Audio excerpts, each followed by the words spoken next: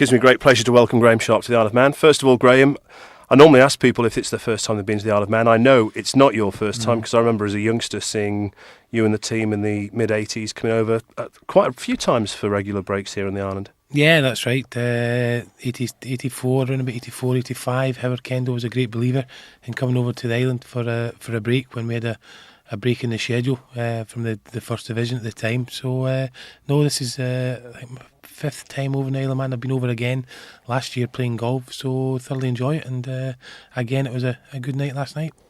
As a player, coming over to the Isle of Man, you now hear everyone's off to La Manga and all these places. What were those trips like?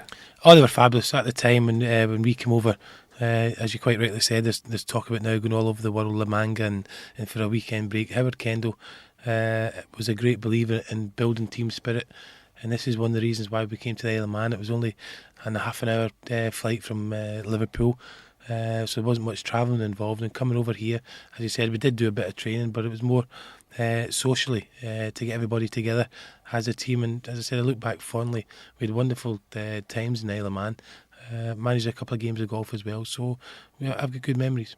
You're back here this time as the guest of the local branch of the Everton Supporters Club. Have you had anyone coming up to you and saying, "Hey, remember me"? Oh, thank goodness, no. Yeah, yeah, but no. It's been fabulous. You know, I got the invite to come over. Obviously, it's a big Everton Supporters Club over here, and they wanted me to be a guest. We had a dinner on Saturday night, which went very, very well. And I was delighted to come over. As I said, I've got fond memories of the Isle of Man, and it was close to home, if you like. It's only half an hour away, as I said, and I was delighted to come over.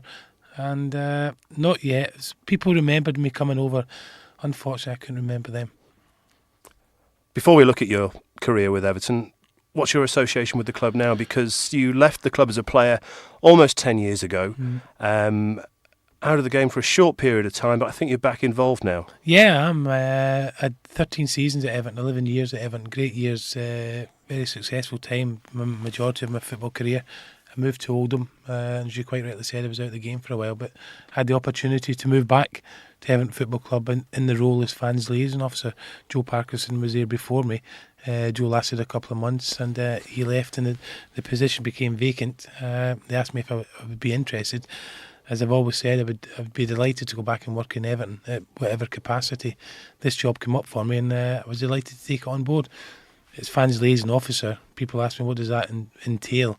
There's a lot of it. There's a lot of charity work, a lot of PR work. Obviously, as the name suggests, liaison with the supporters. So I was absolutely delighted to get back involved in Everton Football Club.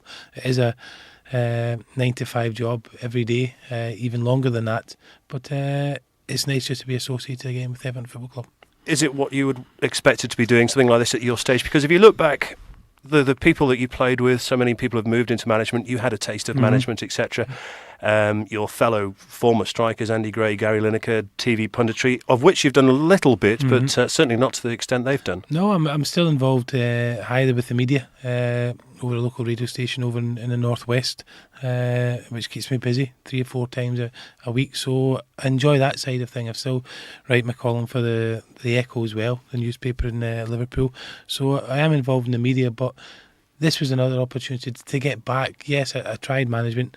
I would like to come back to Everton in a footballing capacity. That wasn't to be the case, but certainly now that I'm back there working, you see the other side of it. You know, it's away from the football side, and something you probably didn't realise how much really went on behind the scenes at Everton Football Club. But now I'm back at Everton Football Club. I'm delighted. I'm on the payroll, but just delighted to be back at a club where I had so many memories. You know, and it was a big part of my life. Remained in Merseyside, stayed in Merseyside. My kids were brought up. Born in Liverpool, so I've been down in Liverpool now more than I have been in Scotland, so I would class myself now maybe not an England person, but certainly a Scouser.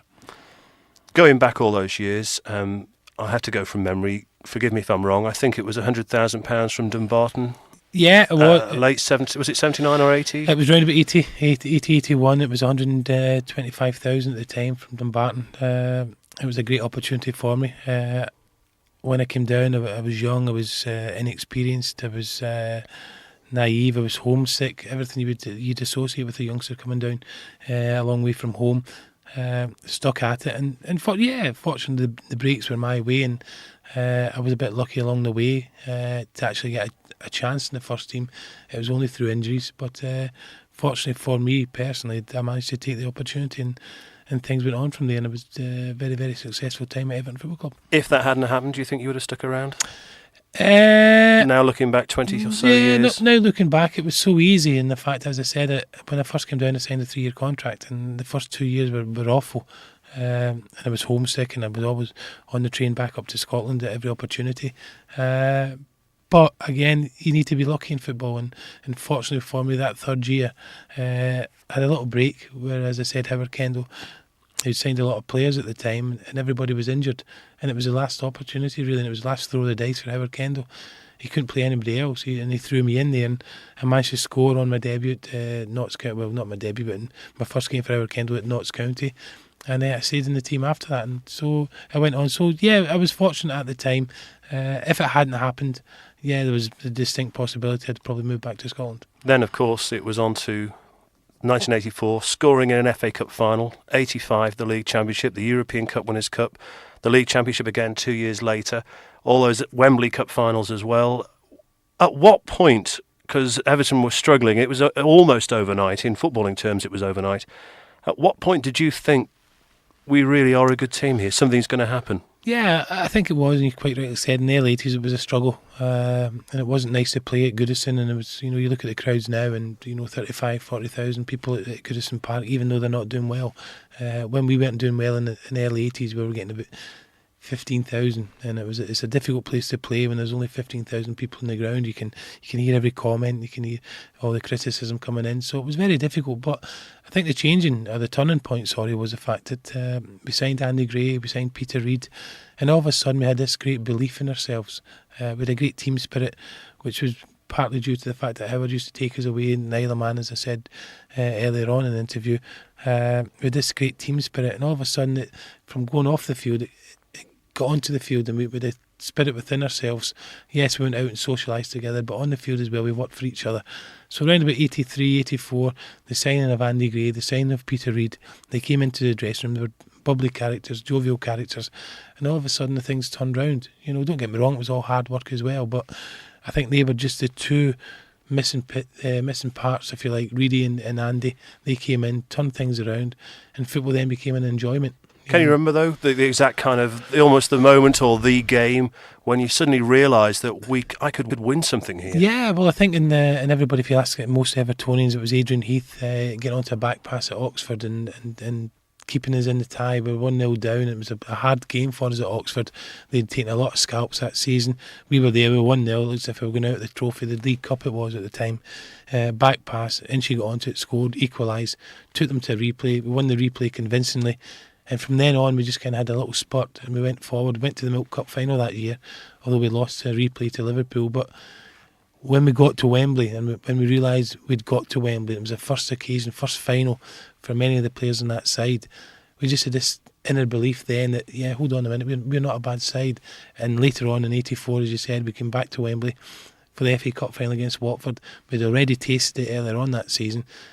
We knew we were going along that day against Watford, and we were going to win. And it was as simple as that. We had the taste of success. We were fortunate to win against Watford, and then from there it just took off. The night before the FA Cup final, or the morning, did you kind of picture in your head scoring at the FA Cup final, and does it go through your mind at all? Well, I think everybody as a kid, growing up, even though I was in Scotland, the FA Cup was always the main game, and you always watched the highlights later on a Saturday night, and it was always a dream. You never thought you'd ever get there, but it was always a dream. Yeah, I'd love to play in an FA Cup final.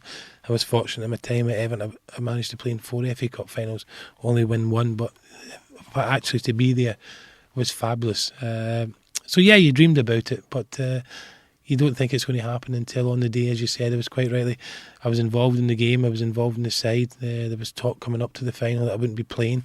So it was a great occasion for me, but also a great occasion for my parents, who came down and were very, very proud, in the fact that I scored the first goal. And you look back now at the record books, and 84, Everton 2, Watford 0, and the first scorer was Sharp. So yeah, delighted. What's the difference between winning and losing an FA Cup final, the feeling? Awful. It's absolutely awful. People saying I look back, and I've got great memories in my football career, but to actually lose, people say it's worse to lose a semi-final. It's worse to lose a semi-final, but we were fortunate. We had a good record in semi-finals, but the final, make no bones about it, Wembley's all about winners.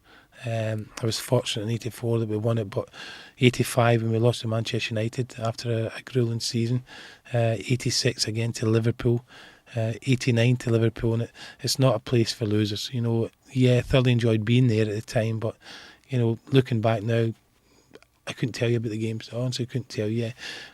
Snippets and maybe the '86 Cup final when Grobler saved a header from myself, but apart from that, the other games really were a blur. So you really remember the times when you go to Wembley and win. Did you take everything in at the time of the great Everton side? Did it all, now looking back, did it go like that? It did go like that, and I remember Andy Gray at the time saying, enjoy it, remember it. These days are few and far between.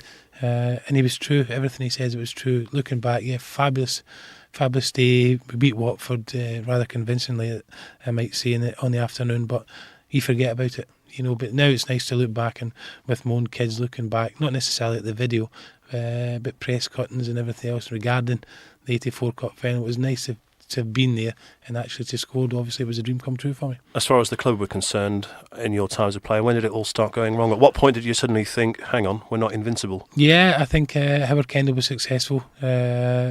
The first time round, and we won 2 championships, which was fabulous, and all credit to the players. That the first championship was probably more enjoyable.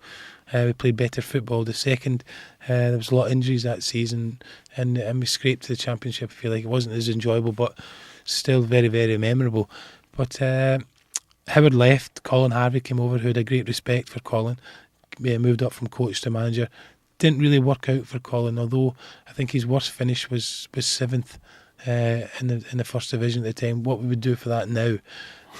Colin got sacked, and from then on I think it was downhill. Obviously the Heysel stadium disaster, when we were deprived of competing in the European Cup, that was a big thing for Everton Football Club. I think because we'd won the European Cup, Winners' Cup, we were looking forward the next year to pitting our wits, if you like, against the might of Europe in the European Cup. That we were deprived of that because of the Heysel tragedy, and I think from then it went downhill, and Everton Football Club found it very, very hard to play catch up, and I think that's one of the reasons why, yes, due to mismanagement, whatever you want to call it, I think that's one of the reasons why now we're in the situation we find ourselves. But like you were saying before with the Milk Cup final, was there a kind of moment when doubts started coming into your head? I think when Howard Kendall left, and Colin, and all credit to Colin, he did a good job, but then the break-up of the team started. I think Gary Stevens, Trevor Stephen went to Rangers, whether it was for more money, which I don't think it was, but it was a lure of European football for the Scottish clubs, and Rangers were going through a boom at the time with the Graeme Souness era, attracting a lot of English players, so it was the break-up of the side again, and once Trevor went, once Gary Stevens left, Andy Gray was sold on. The side was probably broken up too quickly, in my estimation anyway, and Andy left and Gary Lineker came on board. But then you could sense, we had a great side, we had a successful side in '85, won everything, but they started to break up the side. Through whatever reason they thought, Lineker was a better option than Andy Gray, whatever, but then you started to see the cracks appearing, and unfortunately it went downhill from there. You went on, you carried on with Everton into the early 90s, and then I remember being shocked myself, actually, even though you were getting on in age, but £500,000 move, I think, to Oldham Athletic. Yeah, it was it was a difficult one. It came out of the blue, and I always say this now, and it was very difficult for myself at the time. I think, no disrespect to Howard, I've got a lot of time for, but I was pushed out the door. The way things happened, I wasn't happy with them, but I understand and I accept that you have your time at football, and when you're no longer wanted, you've got to move on, and I accept that. But the way it was done, I felt a little bit bitter. The way it was done, I had 11 years here, fabulous years. I wouldn't have anything said about the football club, but the way I was pushed through the door, if you like, was bitter, and it could have been handled better. It wasn't to be, but anyway, I moved on to Oldham.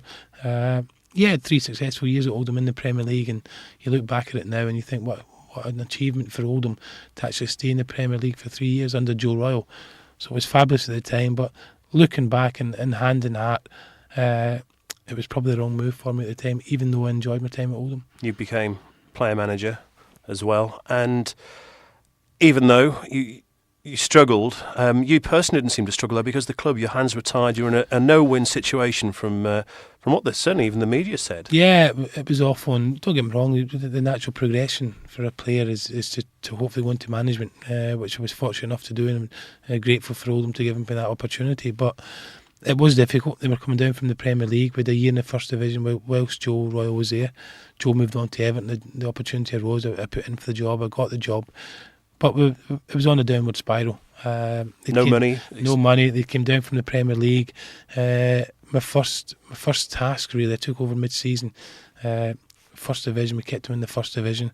But my first task then in the summer was to get rid of 11 players who were the higher earners, if you like, in the club. So that didn't go down too well.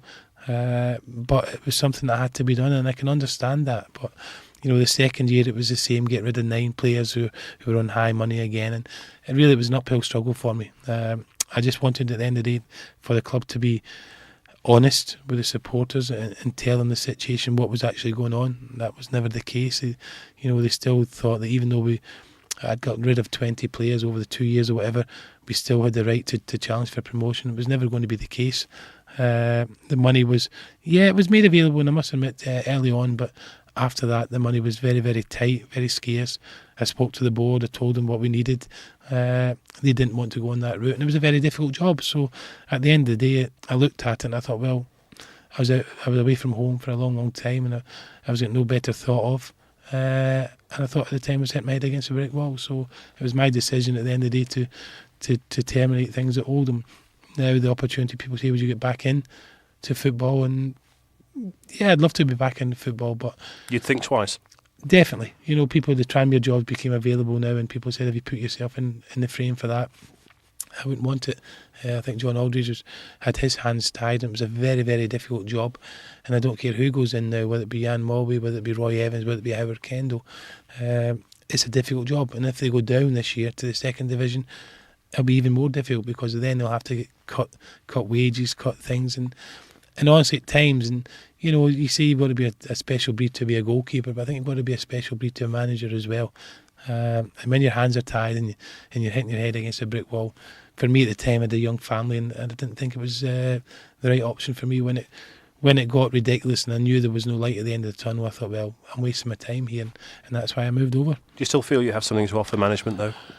Yeah, I'd love to have another go. Make no bones about it. I'd love to have another go in whatever capacity. I left Oldham and I went part-time with Bangor in the League of Wales. Managed to take them to won the Welsh Cup, made them qualify for Europe in the Cup Winners' Cup. But I moved on there again due to reasons, again, where people were due money and everything else, and politics really inside the club, and I didn't need that at that time in my life as well, so I moved on. But yeah, I love it, and I love the day-to-day involvement with the players, but I've been away from it for so long, so yeah, there is the odd pull to get back in there, but it wouldn't be a great loss if I never got back in. I'm involved, as I said, with Everton Football Club now.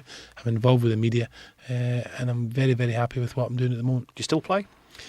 Unfortunately, no. The odd charity game, but my career was curtailed at the latter time at Oldham. I had a back injury, a back problem, and that really put paid to my appearances now. As you can look at me and you can tell, I need to lose a few pounds, and unfortunately that's my excuse anyway. My back's giving me a few problems.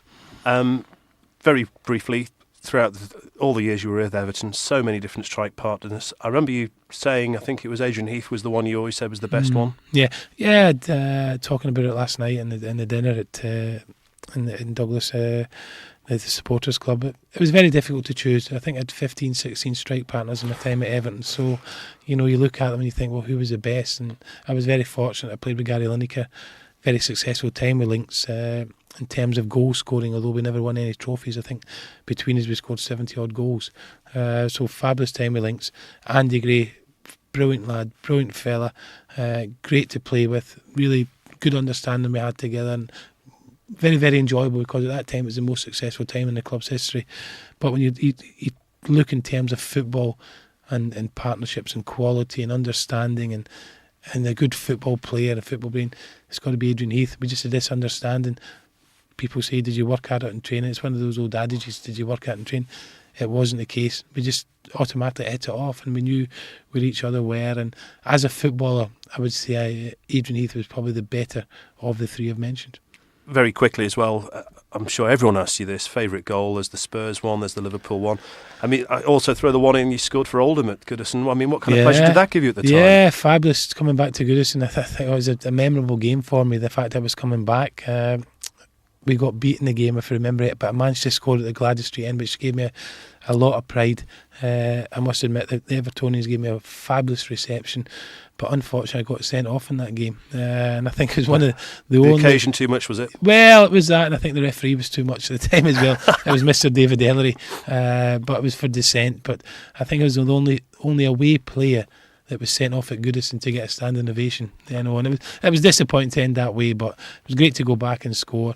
As you quite rightly said, a lot of memorable goals. Can you still play them back in your mind now?